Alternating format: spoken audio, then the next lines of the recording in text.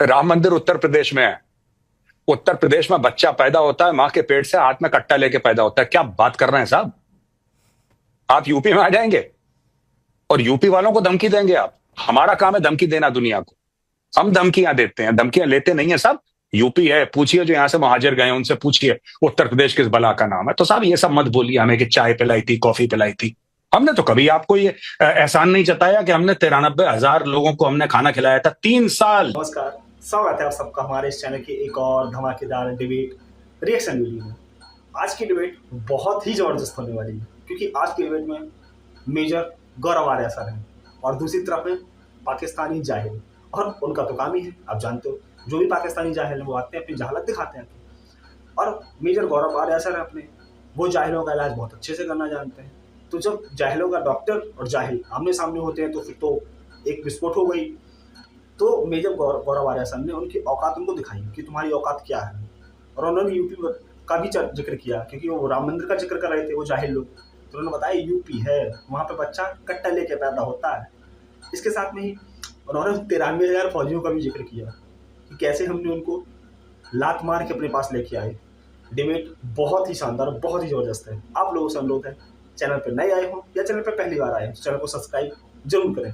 चलिए देखते हैं मेन डिबेट में क्या है। ने तो आपकी पूरी स्टोरी शाया कर दी है कि 50% आर्मी के पास असला ही नहीं है और जो 50% आर्मी है उसके पास बोगस असला है। तो मैं तो आपके ऊपर यकीन है, हम बड़े अरसे से वेट भी कर रहे हैं आप आए। ये जस्ट एक उनकी तरफ से एक चेतावनी थी और आपको एक बात बताना चाह रहे थे कि फिर आप कोई हमाकत ना कर दें, फिर कोई आप गलत स्टेप ना ले लें, ये बताना था। बाकी टेंशन परेशानी कोई भी नहीं है। सुबह का तो इंतजार कर लेते और आपका टाइम जोन हमसे थोड़ा आधा घंटा ही पीछे है। टाइम जोन तो देख लेते कि किसको चेतावनी दे रहे हैं। हमें बता रहे हैं, हमारे देश में तो सब सो रहे थे, तो ये किसको बताया जा रहा था? गौरव आर्या जी, आज शायद अब्बासी साहब को थोड़ा सा आपको एक्सप्लेन करना पड़ेगा। अब्बासी साहब से ये पूछ लीजिए कि जिस न्यूयॉर्क टाइम्स के आर्टिकल का हवाला दे रहे हैं उसकी हेडलाइन क्या है, पूछिए इनसे पहले, फिर मैं बात करता हूं इनसे आगे। अब्बासी साहब जवाब दीजिए। जी, हेडलाइन क्या है? कोट करें, आप पढ़ लीजिए उसकी, आप पढ़ लीजिए। सर एक मैं आपको बताता हूँ, ये सब ना आपको एसपीआर चूरन खिलाता है। आप वो आर्टिकल दोबारा पढ़िए, पहली चीज, ठीक है? आप पहले पढ़िए आईएसपीआर वाले, जो आपके अताउल्लाह तारर साहब का एक ट्वीट है, उस पर भी मैंने आज जवाब दिया था। रैंडम। अब आप सोचिए नाविका, थोड़ी सी बात सोचिए। अगर भारतीय एजेंसी रॉ पाकिस्तानियों को फंड कर रही है तो क्या उनके बैंक में पैसे डालेगी? आप खुद सोचिए।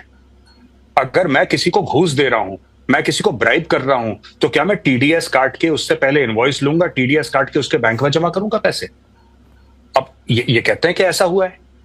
अरे भाई, अगर भारत कुछ कर रहा है, कोई भी मुल्क हो, पाकिस्तान भी करे या कोई भी मुल्क करे दुनिया में, चाइना करे, अमेरिका करे, कोई ऐसे क्या टीडीएस काट के बैंक का वो स्क्रीनशॉट्स भेज रहे हैं कि देखो इतना पैसा रिसीव हुआ, इतना पैसा। तो ये सब देखिए, चाय वाय पिलाई साहब, ये सब बातें आप मत करिए कि चाय पिलाई। हमने आपके 93,000 फौजियों को 3 साल बैठ के खाना खिलाया, आपके जर्नैल को Johnny walker black label whisky पिलाई, पाकीज़ा फिल्म दिखाई साहब, मीना कुमारी की, छोटी बात है, पूरा ऑडिटोरियम खाली करके। तो ऐसी बात तो नहीं है साहब। हमारी मेहमान नवाजी की भी आप दाद दीजिए ना कि 3 साल हम बैठ के खाना खिला सकते हैं 93,000 लोगों को, आप एक चाय नहीं पिला सकते साहब। उस चाय का आप इतना हमें सुना रहे हैं कि चाय पिला दी, चाय पिला दी, चाय पिला दी। हमने तो एक बार नहीं बोला कि आपके लगभग लाख बंदों को, जिसमें आपके 5 मेजर जनरल थे, 1 लेफ्टिनेंट जनरल था, पता नहीं 23-25 ब्रिगेडियर थे, 100 से ऊपर कर्नल थे, कितने सिपाही थे, 3 साल बैठ के खाना खिलाया साहब। दिन में 2 बार चाय, 3 बार रोटी। हमने तो आज तक नहीं बोला।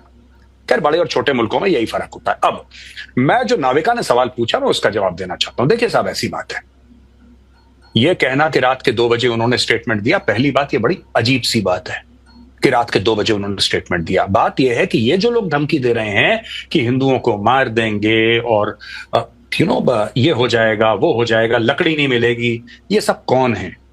ये पॉलिटिशियंस हैं इनके, ये इनके सियासतदान हैं। इनका फौजी सरबराह कहां पे है? असली बात तो उसको करनी चाहिए ना सामने, क्योंकि पावर जिसके पास है, हमारे यहां पॉलिटिशियंस के पास पावर है, पॉलिटिशियंस बोलते हैं, वहां पे आर्मी के पास पावर है, आर्मी बोलती नहीं है।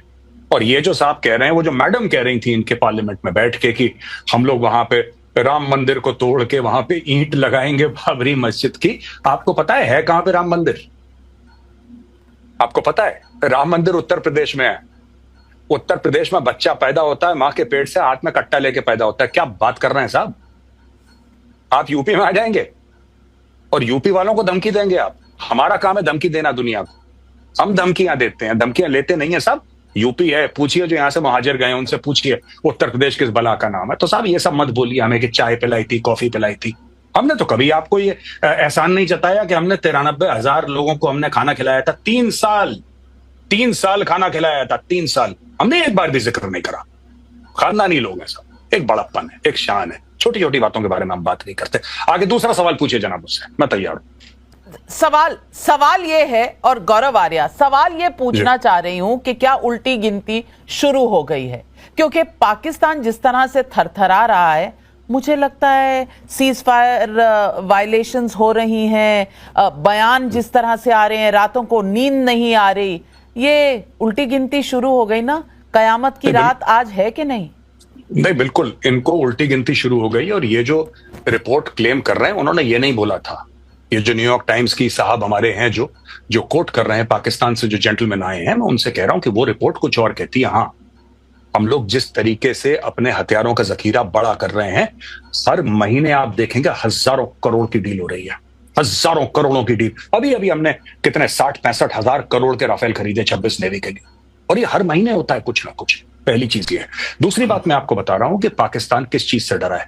इनके जनरल बाजवा का बयान है, जो हामिद मीर, इनके जो टॉप जर्नलिस्ट, 2-3 टॉप नाम है पाकिस्तान में, हामिद मीर का स्टेटमेंट है कि जनरल बाजवा ने उनको बताया। आप जाके इंटरनेट पे देख सकते हैं, मैं कोई गलत बात नहीं कह रहा हूं, इंटरनेट पे आप जाके देख सकते हैं। वहां पे साफ तौर पे वो कह रहे हैं कि जनरल बाजवा कहते हैं हमारे पास इतना तेल नहीं है कि हम अपने टैंकों में डाल दें। We don't have enough oil. देखिए, लड़ाई जज्बा है, कलमा पढ़ के मुल्क बना था, जज्बे वाली कौम है। एक मिसाइल आएगी, सारा जज्बा हवा कर देगी। ये तो टेक्नोलॉजी की बात है। जज्बा वज्बा हैज नो वैल्यू। ये सब बेकार की फालतू की बातें हैं, बेरोजगार लोगों की बातें कि बड़ा जज्बा है। कोई जज्बा वज्बा नहीं है। आजकल टेक्नोलॉजी की लड़ाई हो रही है, और जब नहीं थी तब भी हमने देख लिया था। ठीक है ना? अच्छा, तीसरी बात मैं आपको बताता हूं। ये जो लोग बात करते हैं पाकिस्तानी फौज की, मुझे ये बात समझ में नहीं आती कि, और मुझे इंडियन मीडिया से भी शिकायत है, मैं 30 सेकंड में दोनों पॉइंट अपने बताऊंगा। ये पाकिस्तानी फौज किस फौज को सपोर्ट करते हैं सर? ये जो लगाया है शहबाज शरीफ है, फॉर्म 47 वाला शहबाज शरीफ, आपने इसके ऊपर बड़ा आपको गुमान है। और जो आपका लीडर है उसको आपने जेल में डाल रखा है। जो पाकिस्तान का चहीता है, जो पाकिस्तान का लाडला है, उसको जेल में डाल रखा है। और जो चोर उचक्के हैं उनको आपने विराजमान कर रखा है कुर्सी पे। और दूसरी चीज, मेरी जो इंडियन मीडिया से शिकायत है, जब भी ये बलोच के बारे में बात करते हैं, कहते हैं Baloch militants. BLA they are freedom fighters.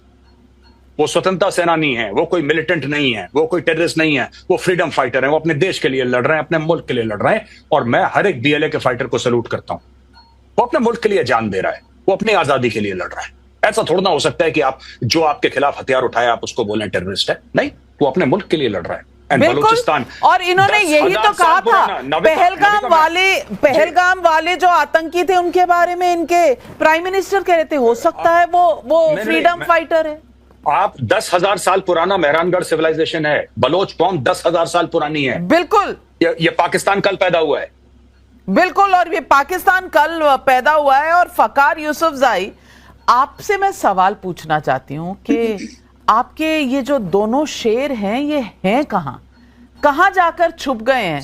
वो शहबाज शरीफ साहब, आपके प्राइम मिनिस्टर, और जो आर्मी चीफ है, भीगी बिल्ली क्यों बने हुए, नजर ही नहीं आते? आज फोटो छप रही है तो वो भी 26 अप्रैल की। मुझे बताइए, अगर इतना जज्बा है और इतना लड़ने की ताकत है तो आर्मी चीफ छुपे क्यों हैं? Thank you very much and good evening to everyone. जहां तक बात है, आपने 2 लोगों का पूछा, एक शहबाज शरीफ और एक पाकिस्तान के army chief general Asim Munir.